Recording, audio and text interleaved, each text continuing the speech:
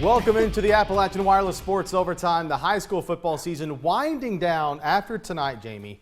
Just 2 more weeks, and then it's all basketball. You say you were so excited. I'm excited too. Of course, I was at Kentucky last week, so I'm just glad to be back on the show. It's a good show. It's going to be a good show. So had to learn how to put my IFB back in. Region Championship night across Kentucky, of course, and a lot of games in the mountains. Our district rivalries with obviously more on the line than just bragging rights. Yeah, some of these games not very good. Yeah. However, the one we start with, our game of the week, was very good. Our Appalachian Wireless game of the week. Real good. Real good. We go to Johnson County, unbeaten, number 7 Paintsville, hosting 10-2 Raceland. This game went to overtime in the regular season. Scoreless game in the second. Darren Morris to the play action, over the top to Tyrese Allen, 34 yards. Tigers take a 7-0 lead. He's a defensive end too. Less than a minute to go. Same play. This time the receivers, James Allen. Paintsville goes into the locker room leading 14-0. Third quarter, enough of this passing attack. Where's Kent Phelps? I don't know. I think he's there. Right There he there. is. Yeah, there he is. That's a Mr. Football candidate. 45 yards, 21-0 Paintsville. Watch this play though.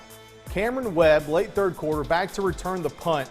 And just watch him go. Breaks tackles down the sideline, goes all the way back across the field, which is about 33 yards wide. I like how he hesitated there. Yeah, 21-7. Same score in the fourth when Bailey Walker punches it in. It's a one-possession game. Raceland still down 7, facing a 4th and 14. Nathaniel Davidson to Webb, first down inside the 5. U-Pike top play contender. Now third down from the 2-yard line. Davidson to pass, and he's picked off. Oh, man. James Allen seals it for the Tigers. We go to the Highlands Black and Blue Clinic scoreboard. Paintsville stays perfect on the season and repeats as region champion. The final 21-14 over the Raceland Rams. Beat that one. Well, Hazard was pretty jacked up, so maybe I will beat that one, Mr. Josh. Corey Smith, he's Mr. Big Time. He's a boss and a hoss. Let's start with him. 6-yard run. Get off me, bruh. No, I said get off me. Thank you very much. 21-7 Bulldogs in the second quarter. Pikeville's last possession for the break, and Wyatt Battle. Oh, that's the wrong. He led Braxton Whitaker perfectly. But that's the, yeah, exactly. Wrong team. Braxton Whitaker picks it off. Start off the second half. The Panthers with the surprise onside, and they recover. Everybody jacked up at Hambly. Battle looks to Clay Sloan now, and he takes it to the 11-yard line. Big momentum shift here in the second half. Fourth down, though, and Battle is scanning and scrambling. And he finds Sloan again. Ooh, gets the tippy toes toe. in. Nice. Miss PAT makes it 21-13. Skip to the fourth quarter. Hazard up 28-13, and it's Corey Smith. Are you kidding? Are they going to learn? Just get off me, bro. I mean, seriously. 38 carries, 279 yards, 5 touchdowns. Let's go to the Highlands Black and Blue Clinic scoreboard. Can I repeat those? 5 touchdowns. That's a lot. How many touchdowns? 5. Thank you, Corey Smith. There will be a new champion in Class 1A as Hazard knocks off Pikeville, the defending champs, 42-19. Hazard will host Paintsville next week in the semifinals.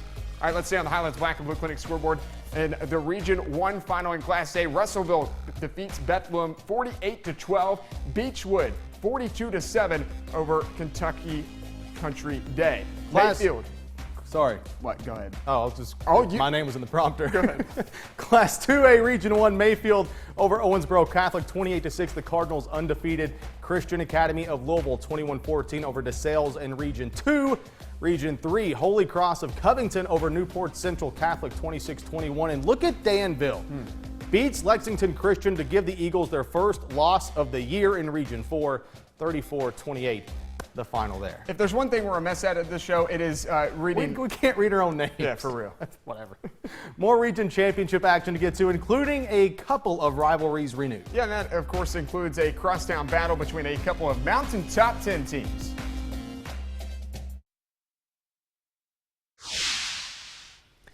Hey, Josh, let's do our fans in the stands, sponsored by EKU. We head over to the reservation of Southwestern. It's the away team. How about the Pulaski County cheerleaders tonight? They said, While being are they being lifted up, or are you just like? No. Oh yeah, okay. They're in the game. I thought like the camera was like really low or something. Come on now. I said, will you throw me some T-shirts out and be part of the segment? They said, sure, but we want to do a stunt. I said, well, do a stunt. There you go. Happy fans in the Yeah, stands. yeah, making some Maroon fans happy. That's our Fans of the Stands, sponsored all season long by EKU. Good job by them. Well, 28 days ago, Pulaski County and Southwestern played in a regular season game at the reservation, and it was the worst offensive performance of the year by the Maroons, who scored just 6 points. I was there. Yeah. The last team to hold them to 6 points, by the way, or fewer, Southwestern. But you have to go 29 games back, clear back to October 2014. Region 4 final tonight between the two Somerset schools. Probably want to score more than 6 points, right? Right. Okay. Was that my cue? Yeah, let's go to the highlights. John Hines. And the Maroons at the reservation. Sophomore quarterback Wiley Kane ready to go against Larry French's boys. First quarter, no score. It's 4th and 4. And Hines says, we're going for it, and I'm running a draw play. Why not? New. Why not? Jake New, big night for Jake New. 7-0 Pulaski County after that 28-yard score. Very first play from scrimmage on the very next possession, and it's Southwestern's Patrick Edwards, and he gone. 65 to the house. Reservations rocking 7-7 game. Score stays the same. Late first quarter, Brandon Pruitt. A great double play fake, but not the best throw. Jake Johnson says, give that to me. Maroons ball after the interception. Was not Wiley Kane's best night, though. Kane, in just 3 plays later, gives it right back to the Warriors. Ball is tipped and picked. Drew Sawyer says, I got it. In his defense, that wasn't Kane's fault. That's true. It was tipped. Warriors did not score in that possession, though. William Avina tacks on a field goal, though. Warriors gained the lead 10-7. Gotta like a nice field goal in the highlight pack. Back to Jake New, though. Maroons marching down the field, and New. Oh, no! That wasn't very good. Cameron Miller, he forces the fumble. Sawyers recovers it. Once again, Warriors do not get anything out of the turnover. Kane goes to Jake Johnson. How about the fake pitch there? He catches it. Big gain. Next play, Jake New holds on to the football. There you go. 10 yards out. Fantastic game by the senior in the backfield. Maroons get a big win and our hashtag region champs. Let's go to the Highlands Black and Blue Clinic scoreboard. Pulaski County 41-27 over Southwestern. The Maroons are back in the state semifinals. Hey, Mr. McKinney, let's find out who they will host next week. Yeah, our friends at WLKY in Louisville hooked us up with these highlights thanks to Natalie with South Oldham, North Bullitt, and Crestwood. One of these two teams will travel to Pulaski next week. It was a scoreless game in the first quarter when running back Keaton Martin's short touchdown run put South on the board and in the lead 7-0. Same score, second quarter now, 7-0 Dragons. North's turn for a short touchdown run. Andrew Brown on the QB keeper for the Eagles. That tied it at 7. You gotta love the short touchdown runs. Yeah, this is just a boring highlight pack, but I understand why it is. Short touchdown runs. South Oldham now back at it. Another quarterback run. This one, Drew Zabi knows the Dragons in front 14-7. A shootout, though, in Crestwood. South Oldham hangs on to win it 45-42 over North Bullitt. The Dragons 12-1 and in the 5A state semifinals next week. Just a bunch of 1-yard scores. Of course. Yeah, you know what? We stay on the Highlands Black and Blue Clinic scoreboard. Also in Class 5A, Region 1, Bowling Green stays perfect, 50-21 over Owensboro. And Fern Creek knocks off Covington Catholic in the Region 2 championship, 35-28. By the way, we appreciate LKY getting those highlights. I was just saying it's boring highlight pack where you just get 1-yard touchdowns. We all have those. Yeah, we love you, Natalie. Coming up, we hear from Mark Stoops and John Calipari ahead of this weekend's games. But you went to a pretty big game tonight, right? Yeah. Black and gold, black and gold. It's the Golden Eagles. Yes, Johnson Central handed district rival Ashland a loss earlier in the year. Let's see if they could do it again. The Johnson Central-Ashland rivalry has been a bit one-sided recently. The Golden Eagles have won 5 straight over the Tomcats. Entering tonight's region final, the first playoff meeting between the two teams in a decade. I'm just going to go ahead and tell you, Johnson Central made it 6 straight wins tonight. The first play after I walked through the gates, Joe Jackson around the right side gets inside the pylon. Touchdown Eagles, PAT makes it 7-0. Full disclosure on this play, I lost the ball. But watch the block by Tyler Patrick. Defender never stood a chance. Springs free, Blake Gamble, second possession for Central, second touchdown, now 14-0. That was nice editing. Thank you. Meanwhile, this is what the defense was doing. Braxton Ratliff pressured by Nathan Wilcox. Devin Johnson nearly came away with the pick. but the JC defense about as stout as it could be tonight. UPike top play contender. Back to the offense. Just huge lanes for the backs to run through. Jackson again, untouched from 50-plus yards out.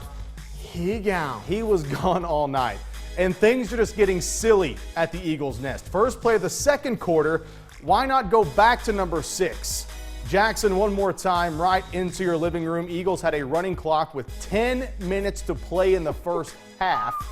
We go to the Highlands Black and Blue Clinic scoreboard. Complete domination from start to finish. Johnson Central wins its second straight region championship, 51-0. Who would the Golden Eagles play next week? Rematch from last year's state semifinal. The Wayne County Cardinals defeat Mercer County down in Monticello 30-14. We stay on the Highlands Black and Blue Clinic scoreboard. Also in Class 4A, South Warren, the defending state champion Spartans, fall to Franklin Simpson 33-16 in Region 1. And in Region 2, John Hardin knocks off Shelby County 52-31. You know, Lauren Cash's alma mater lost tonight, Josh. The male Bulldogs, 31. Bulldogs go down. Bulldogs go down. 31-21 over St. X. St. X wins the Region 1 Class 6A final there. Region 2 Class 6A, Trinity defeats Ballard 63-20. Let's stay on the Highlands Black and Blue Clinic scoreboard. Region 3, Scott County wins 42-40 over Ryle. Close one there in Class 6A. And then Lafayette pulls away from Simon Kitten 63-41 in the Class 6A Region 4 final. We're the Corbin Cheerleaders, and you're watching Sports Overtime on WYNT. It says it was a packed house at Corbin for the Class 3A Region 4 Championship, Casey County at Corbin, but I bet if Belford comes there next week, which, they probably will, we'll see a bigger crowd. How about this, though? Picked off is what we're starting with. Cameron McGuett with the interception.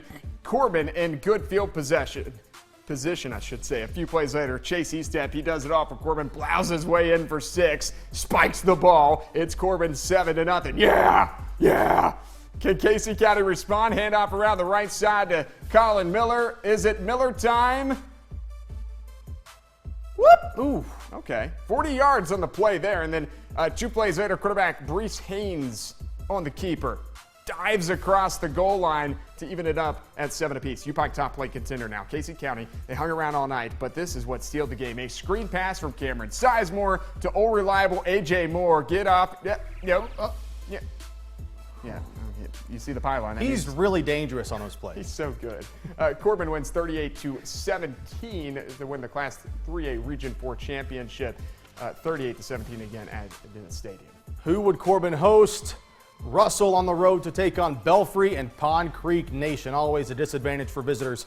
First play for Russell, a pick. Derek Wellman with the INT. Pirates on their 2-yard line. And Belfry may as well give it back to Wellman for the touchdown. 7-0 Belfry early in the first quarter. 7-0 Derek Wellman. Next drive, Noah Corbett with the keeper, and he's... He gone!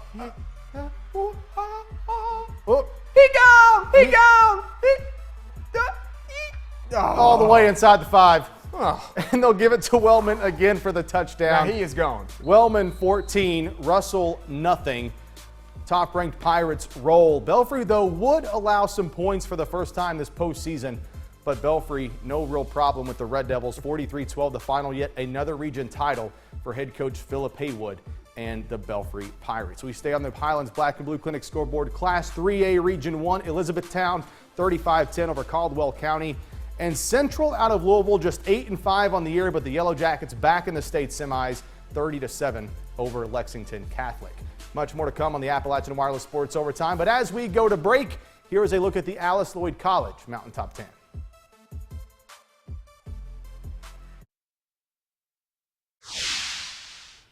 Time now for our student athlete of the week. Natalie Middleton is a senior at Harlan County High School, where she has a 4.0 grade point average. She is a Governor's Scholar, a Kentucky Commonwealth Ambassador, and was state runner-up in community problem solving. She is also a member of the volleyball team, where she is a 2-time member of the 52nd District All-Tournament team. Congrats, Natalie. You're our student athlete of the week. It's pretty good. Time now for some Long John Silvers and our catch of the day. How about a region championship clinching interception? Yeah, that's kind of good from James Allen. James Allen of Paintsville entered tonight. No interceptions on the season. He had 2 tonight versus Raceland. None bigger, though, than the one in the end zone with 7 seconds left and a 7-point lead to seal the deal for Paintsville. as the Tigers beat the Rams 21-14. It's time now to get you set for this weekend's action with the Saturday slate, sponsored all season long by Union College.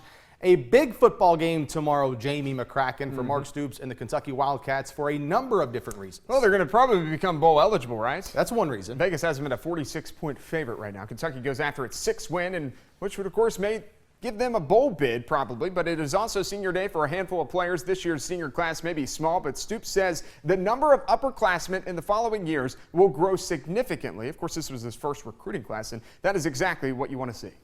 They set a good example because the nice thing is as we move forward, I'm not sure, I don't have the numbers right in front of me, but I know the difference will be next year's senior class. There's, I'm sure, more than double. So I want to say in the neighborhood of, what, 20, 25, I don't know. One of you guys probably know. There's a bunch of seniors next year, and the juniors, the sophomores will be juniors. So our next 2 classes, and that's what you want. You know, you want a bunch of experience and some mature players, and hopefully, you know, I'm confident we'll continue to push and get better and improve in all areas.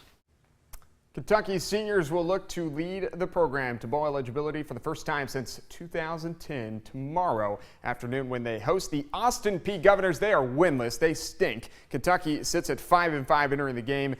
Game time is set for 4:30, and you can watch live coverage on the SEC Network. What are you laughing at? They stink. If you want to be blunt about it. Well, they stink. On the basketball side of things, a statement win Tuesday for John Calipari and his second-ranked Cats. They don't stink. Soon to be number 1, beating number 13 Michigan State by 21 at Madison Square Garden. A big performance by freshman Malik Monk was the story of the game, but Cal said afterwards he was most impressed with the defense.